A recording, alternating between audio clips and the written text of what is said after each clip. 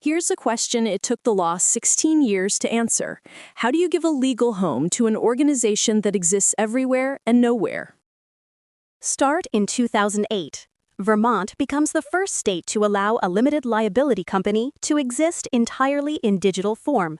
Members tracked digitally, decisions made digitally, records kept digitally. The first attempt to give a digital native organization a legal home. 2 years later, Harvard Law School's Berkman Center gives the idea a name, the Digital LLC. Their thesis? A company with no physical home could become the natural governance form for innovators scattered across the globe. Then the idea waits. The organizations it described barely existed yet. It takes a new technology, blockchains, to produce them at scale. Organizations run by tokens and code, with members on every continent and headquarters nowhere. 2021. Wyoming becomes the first U.S. state to recognize the DAO LLC, and the filings prove the demand is real. But every state statute lives inside one country's federal system, and most of these organizations are global by birth. The same year, on the other side of the Pacific, a sovereign nation takes notice.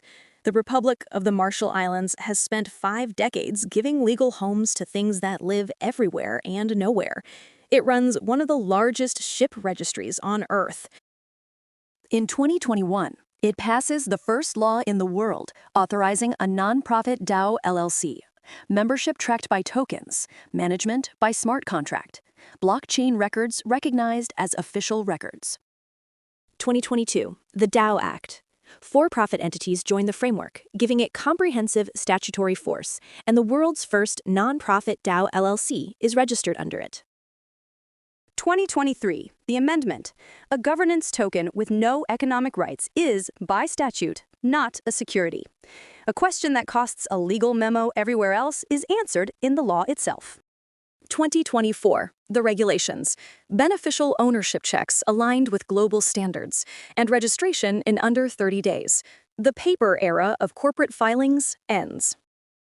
By 2026, the same jurisdiction goes further. A digitally native US dollar sovereign bond, USDM1, launched on blockchain. Legal entities on-chain, and now sovereign finance on-chain. The stack is complete. Step back and read the whole arc. An idea Vermont attempted, Harvard articulated, Wyoming popularized, and the Marshall Islands made sovereign. No single stroke of genius. 4 legislatures, each solving the piece in front of it. 16 years to teach the law to see organizations that live everywhere and nowhere at once. The arc is still bending. The next chapter belongs to whichever legislature moves next.